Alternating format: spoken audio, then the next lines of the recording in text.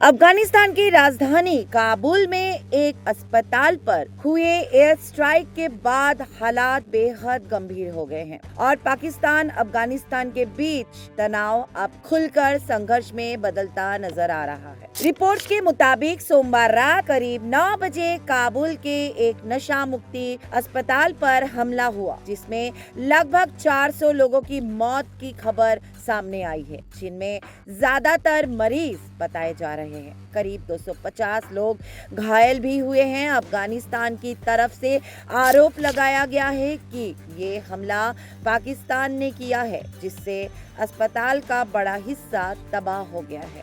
अफगान सरकार के प्रवक्ता ने इस घटना को बेहद दर्दनाक बताते हुए कहा कि जो जगह लोगों के इलाज और उम्मीद का केंद्र थी, वो अब पूरी तरह बर्बादी में बदल गई है। इस घटना के बाद वहां से आई तस्वीरों और जानकारी ने पूरे इलाके को हिलाकर रख दिया है। हालांकि पाकिस्तान ने इन आरोपों को सिरे से खारिज कर दिया है। पाकिस्तान सरकार का कहना है कि उन्होंने किसी अस्पताल को निशाना नहीं बनाया, बल्कि उनके ऑपरेशन केवल उन ठिकानों पर थे जहां से हमलों की योजना बनाई जा रही थी। दरअसल दोनों देशों के बीच तनाव पिछले कुछ समय से लगातार बढ़ रहा है।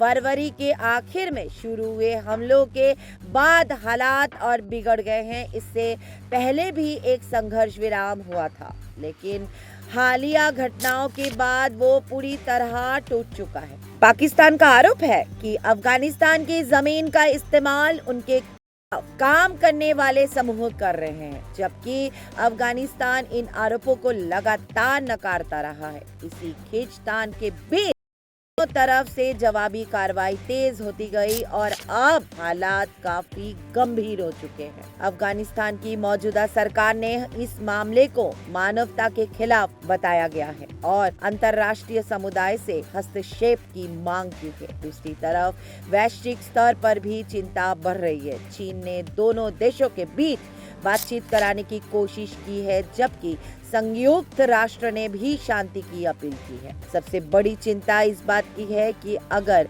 ये संघर्ष और बढ़ता है तो इसका असर सिर्फ इन दो देशों तक सीमित नहीं रहेगा। इस पूरे क्षेत्र में पहले से सक्रिय कई खतरनाक संगठन हैं और ऐसे माहौल में उनकी गतिविधियां बढ़ने का खतरा भी बढ़ जाता है। फिलहाल काबुल में राहत और बचाव का काम जारी है और मलबे से अभी भी लोगों को निकाला जा रहा है, लेकिन जिस तरह से हालात बन रहे हैं उससे साफ है कि ये संघर्ष आने वाले दिनों में और बड़ा रूप ले सकता है।